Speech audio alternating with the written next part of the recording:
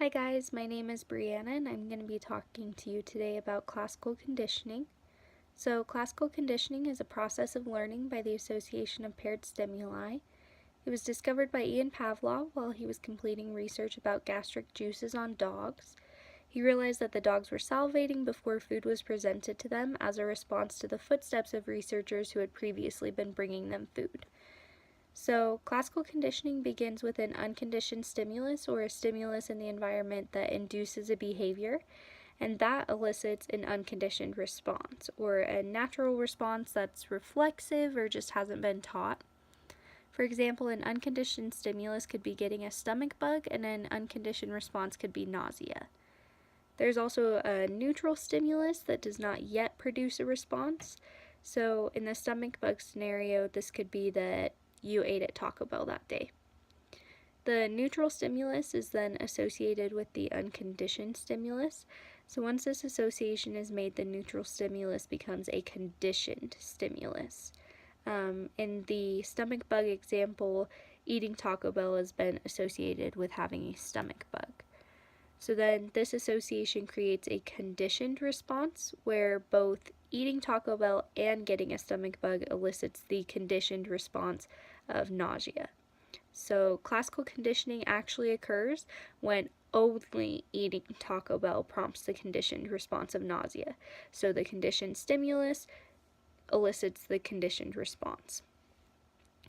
And while this idea kind of started with Pavlov's dogs, Pavlov wasn't really interested in psychology. He didn't like psychology because of introspection, and so he didn't do a lot of publication on his research with classical conditioning. A lot of his graduate students who were kind of working under him did produce that. So other researchers were super intrigued by his theory and wanted to explore it through their own research, like the Little Albert experiment, where a toddler was kind of tested on all of his reactions to various neutral stimuli, including a white rat.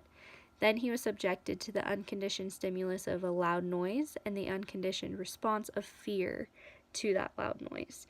So the neutral stimuli, the white rat, and the unconditioned stimuli, the loud noise, were associated, eliciting the conditioned response of fear.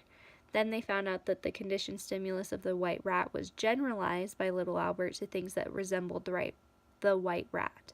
So seeing the white family dog acted as the conditioned stimuli, stimulating the conditioned response of fear. So a lot of other researchers were interested in this, including John Watson. He actually believed that everything that happened in someone's life was classical conditioning. It was all just a pattern of various stimuli and responses to those stimuli. So today, classical conditioning is actually used in various behavior modification treatments in everything from like substance addiction to phobias. And while Pavlov's observation drastically changed the way that we view things in psychology, it has continued to make an impact on our field to this day. Like I said, we are still using it in treatments.